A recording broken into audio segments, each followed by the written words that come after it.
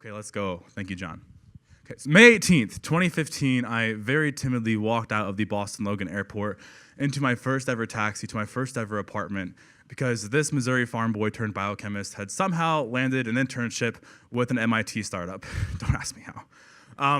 More or less, I was going to be spending the summer working at Mass Challenge, a great co-working space in Boston. And at Mass Challenge, I was surrounded by some of the most amazing minds that I've ever met. And I quickly realized that all the people working in this space had something that I did not. And that was a skill, computer programming.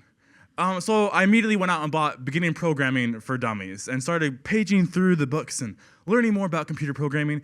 And I realized that I was not the only Midwesterner that did not know how to program. In fact, I only knew one person at my home institution, William Jewell, that did know how to code.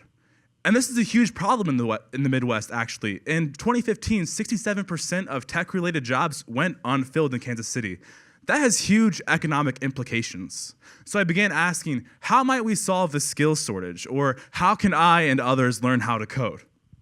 So I quickly realized, well, we already know how it's best to learn. Usually that happens through a class. That's why we have universities.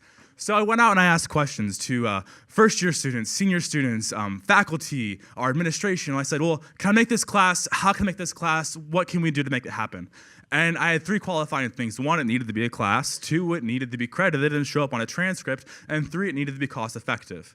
Turned out something like this already existed. It's called CS50 on edX.org. It's Harvard's introductory computer science course. They film it, put up the homework problem sets online. You can take it. It's free or $75 if you want them to grade your homework.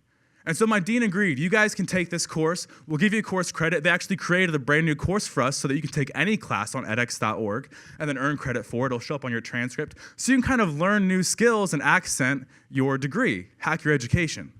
So with that in mind, I got 5 other students. Most of them are sitting right back there that came with me to San Francisco.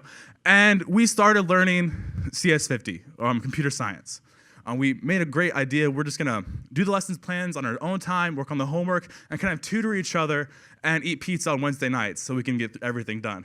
Turns out, though, we're all STEM students. We are taking 17 to 22 hours of credit besides CS50. This was really hard. I mean, this is like 4 a.m., 5th cup of coffee hard. I have a biochemistry test in 5 hours, and I'm still coding. It was difficult. So we kind of went back to our dean and was like, hey, guys, we're not going to be able to finish this in one semester. We signed up for the full course to finish it in one semester. And she agreed, okay, you finish half the course this first semester. We'll give you 2 credit hours instead of the full 4. You do the next half next semester if you want to. You do the second half then. Get the next 2 credit hours. Sounds great, right? So it's this kind of adaptability, this interchange that we had with our administration that was so great. And it was also the fact that you guys could use this at your own institutions. You could go home and you could accentuate your own degrees, hack your education and learn new skills, entrepreneurship, design thinking, space exploration. And the fact is, this conversation that we started on our campus inspired our administration to just make a new major. Because we need computer scientists, we need data scientists in the Midwest. Well, we're in the Midwest, let's make them there. So now we have a new data science major, and William Jewell College will be graduating data scientists in 2022.